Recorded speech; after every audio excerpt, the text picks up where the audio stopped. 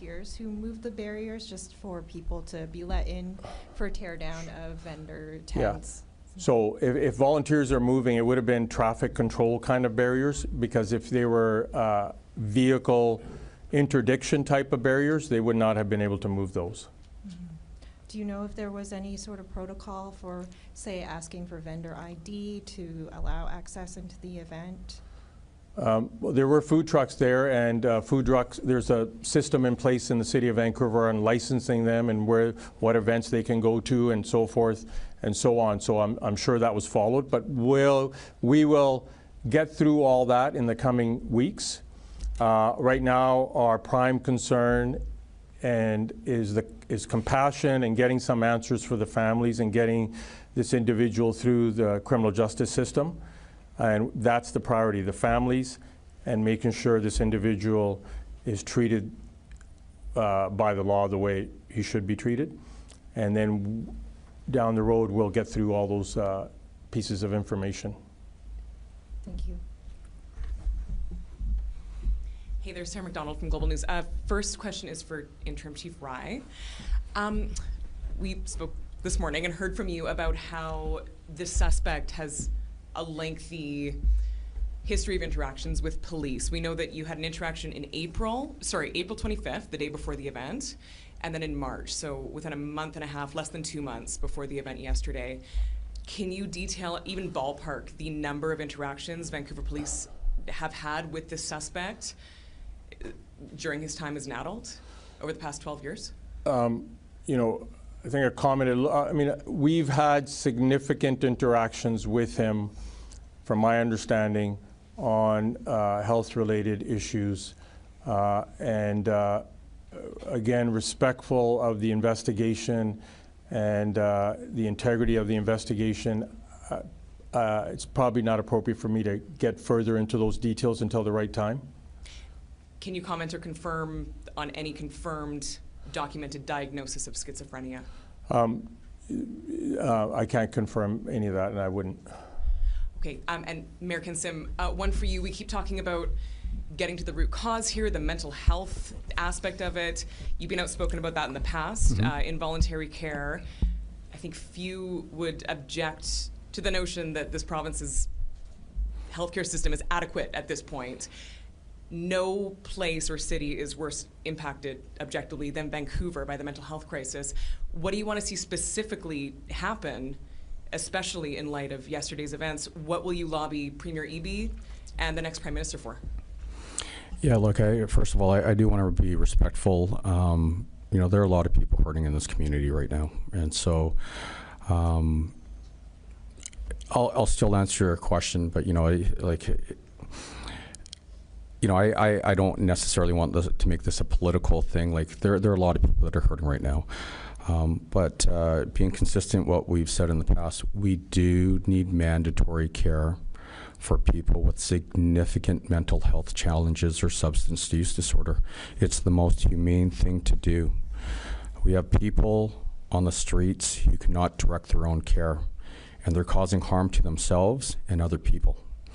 And so what I would say, and look, it's not directed at any one political party here, because it doesn't matter who's in Victoria and who's in Ottawa, the same thing will apply, because this has been going on for far too long and throughout many administrations. We need that mandatory care faster. We need more of it, and we need it faster. We cannot take a government approach to this. Lives are on the line.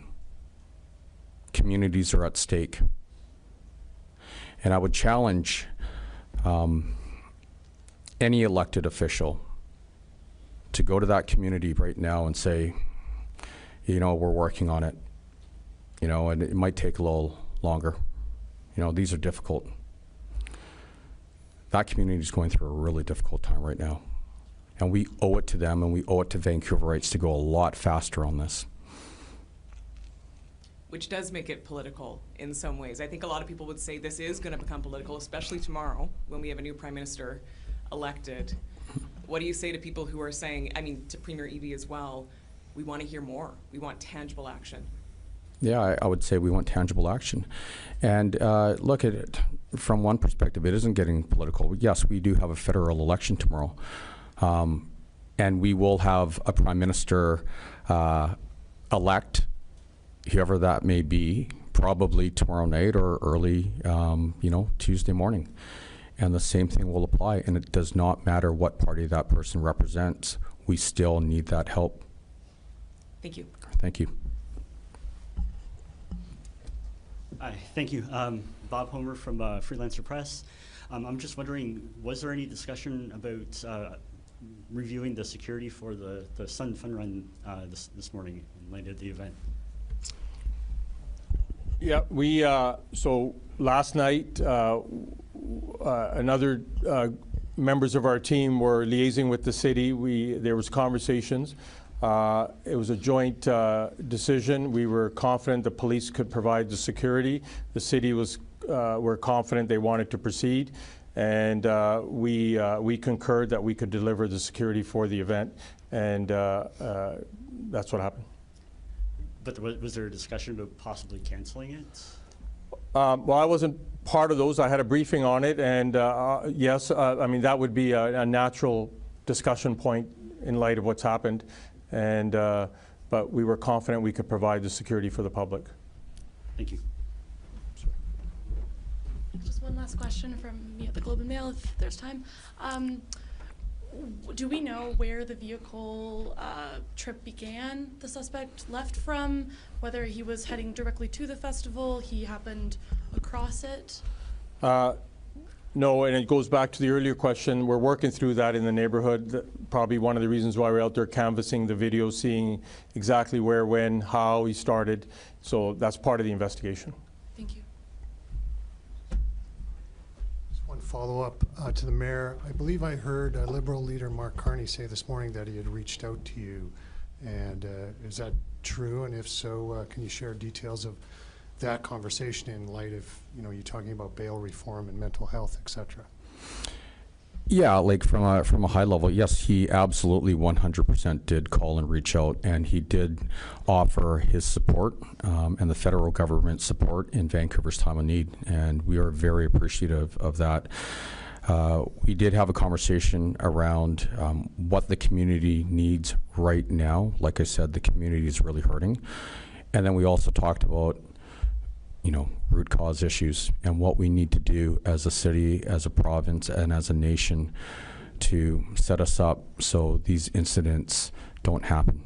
And so, we fleshed that out a little bit. And what did he say? He said it was very supportive. Okay, thanks everyone. Barring any further question, that concludes today's presser. Just a point of clarification. Earlier it was referenced a community gathering with the mayor and elected officials at Kensington Park. That is happening at Kensington Community Center in the gymnasium tonight from 5 to 7. If you need more information on that or any other details from today's conference, you can contact media@vancouver.ca and we'll get back to you as soon as possible. Thanks.